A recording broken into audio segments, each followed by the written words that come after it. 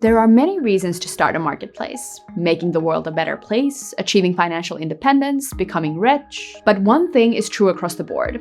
To run a business, you're going to need a sustainable revenue model to finance its operations. In this video, we'll talk about marketplace revenue models, and which one you should choose, and why it's probably going to be commission. And then we'll close off by discussing the dread challenge of platform leakage and how you can prevent it. Let's dive in.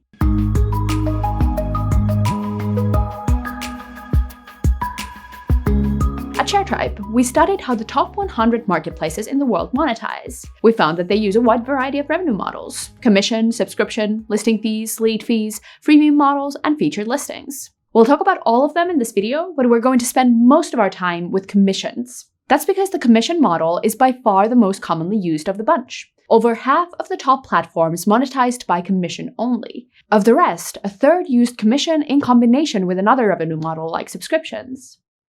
Let's do a quick definition time here for some key terms for this video. Commission, also known as transaction fee, take rate, or rake, is the percentage or flat fee that a marketplace charges from a transaction. A transaction is, in the simplest terms, an exchange of value between a customer and a supplier that your marketplace facilitates. And when you put all of those transactions together, you get your gross merchandise volume, or GMV. GMV means the total monetary value of all the products or services sold through a particular marketplace over a certain period of time. The commission model is so popular because, 1, it's great for users. They only pay you when they get value themselves. Before that, using the platform is free.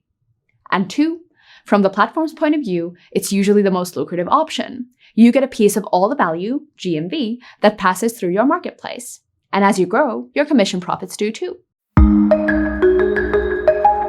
Let's go through the 2 key things to consider when monetizing through commissions: who pays the bill, suppliers or customers, and how big your commission fee should be. Venture capitalist Bill Gurley writes, "You want to build a platform that has the least amount of friction. High rakes are a form of friction."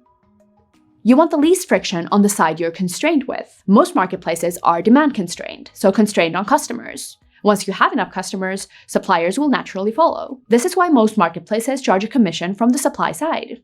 But also, think about the value you're providing and to whom. Are you just matching supply and demand, or are you offering something more like tools for suppliers or personalized services for customers? Sometimes you might even want to charge both sides. Many of the top platforms we studied do exactly this: charge a commission from one side and a subscription from another, for example. Next up, how much you should charge. At first, you might think that the answer is as much as possible.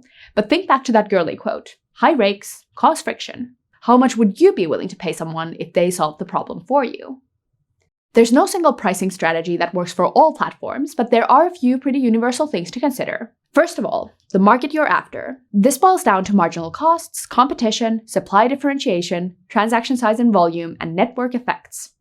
How much profit does an average supplier make on a sale? If it's not much, your commission can't be that big either. Do you have a lot of competition? If you have a monopoly on a niche, you can probably charge more. That's not super likely though, so you're going to need a competitive offering. And as Peter Drucker puts it, the worship of premium pricing always creates a market for the competitor. Be that competitor. How about your suppliers? Do they vary a lot from each other? Is one a professional with multiple daily transactions and another a casual seller who makes a sale once or twice a year? Do you want to charge them the same? Then consider the average transaction size and your transaction volume. The bigger the total size of a transaction, the smaller people expect the commission percentage to be. Also, people usually feel they get more value from 2 transactions worth $50 than 1 transaction worth $100, even if the money spent and the commission paid would have been the same. After all, the marketplace did more work for them. And then there's network effects. This term pops up in quite a lot of marketplace-related literature, so let's do a quick definition time here again. Network effect means the phenomenon where a product becomes more valuable as the number of its users increases. The telephone is a classic example. Marketplaces benefit from having network effects if having more providers makes the marketplace more valuable for customers, and vice versa. The stronger the benefit from the network effect, the higher your commission can be. How about the things that you can do to justify your pricing? A good rule of thumb is to provide value to get value. For one, decide whether you want to focus on quality or quantity. You can curate your supplier selection carefully. It means more work, but your suppliers get to be a part of an exclusive group, and your customers have access to the best of the best. Both might be happier to pay more. If you go for quantity instead, your pricing will have to be low to attract the biggest pool of users possible. Another strategy is focusing on security, trust, and safety. These are things worth paying for. Secure online payments, insurance for rented property or deposits, escrow and protection programs for buyers, and review systems are just some examples of how marketplaces act as trusted middlemen between strangers. You can also work to reduce friction. Spending money is a bit of a pain, right? So the easier you can make someone's purchase, the better. Invest in security and design. For example, eliminate cache and/or design as few possible steps into your transaction flow as possible. Make it a breeze. And then there's tools. Become a service for suppliers to automate tasks. Offer them stuff like invoicing, availability management, or shipping automation. Your commission will be a small price to pay for continuing to use those tools. There are situations where the commission model isn't really an option. If transactions on your marketplace are non-monetary, that's one. Or maybe they're so complex that processing them is not feasible, at least in the beginning. Like on some B2B service marketplaces, for example. Many larger businesses have their own invoicing systems that aren't compatible with online checkout. So let's take a look at your other revenue model options. Depending on your marketplace, they can work great on their own or to complement the commission model. Or each other. And we're starting with the subscription model, the second most common among the top 100 marketplaces. It's also sometimes referred to as the membership model. The biggest benefit of the subscription model is recurring revenue. Once someone subscribes, you can expect the same revenue from them the next month and the month after that. Also, with subscriptions, you can gather meaningful revenue early on, maybe even before you've started facilitating transactions. Like the event-based marketplace Venmo. It started with subscriptions to get revenue upfront and only later introduced invoicing and commissions. The first challenge is how to get subscribers before you've demonstrated your marketplace's value for them. Another is that with subscriptions, you'll likely capture a smaller portion of your GMV compared to commissions. You'll need a higher GMV to reach the same revenue. Just like commission fees, you can charge the subscription from either side of your platform, or both of them. Charging your customers can make a lot of sense on marketplaces for digital products like video, courses, or music.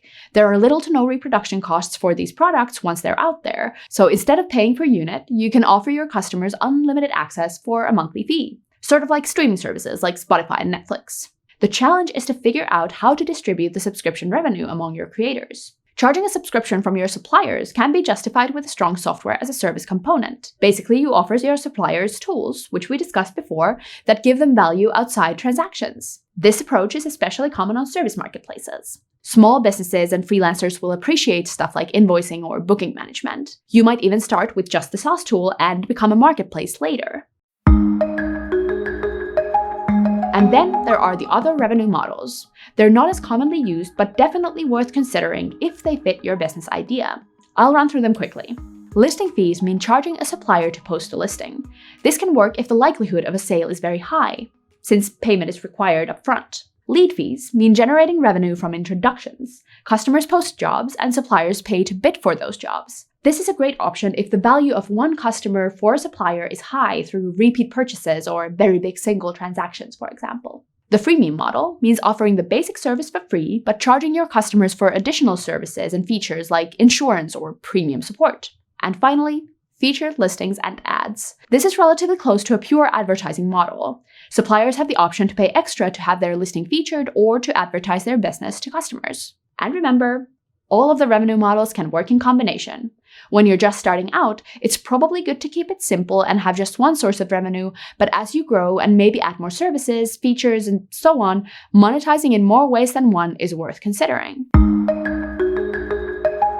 If your users feel they're not getting enough value from your platform, they will find ways to go around your payment system. This phenomenon is known as disintermediation or platform leakage. Platform leakage is probably not a problem that can ever be solved entirely, but there are ways to discourage people from doing it. The best way?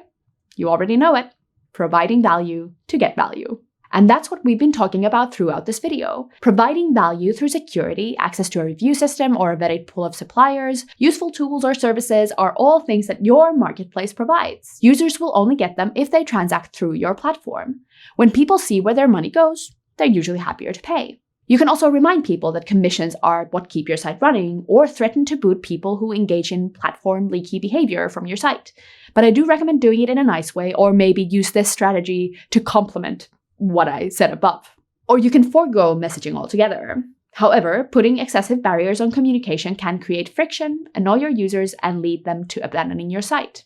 Finally, I want to say that there's no antidote to platform leakage like loyal suppliers. If you really manage to convince them of your value, or maybe offer them a stake in your business, even if someone tries to tempt them off platform, they won't go. Okay, that was a lot of information.